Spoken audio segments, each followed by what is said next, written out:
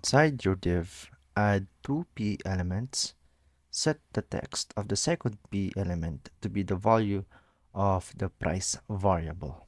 So first, we add p element, the first two p elements.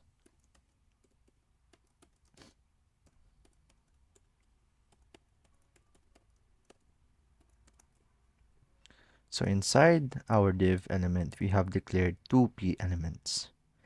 And then in our second element of p, there should have a value of the price variable. So if we input here price, actually that would be wrong because it is used,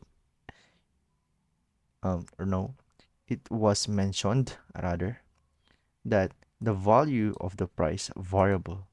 So it's not a text price, but rather it's referring to the variable here. So that calls for the use of template literal that is achievable by uh, writing the dollar sign and then the curly braces, and inside of it would be the variable price.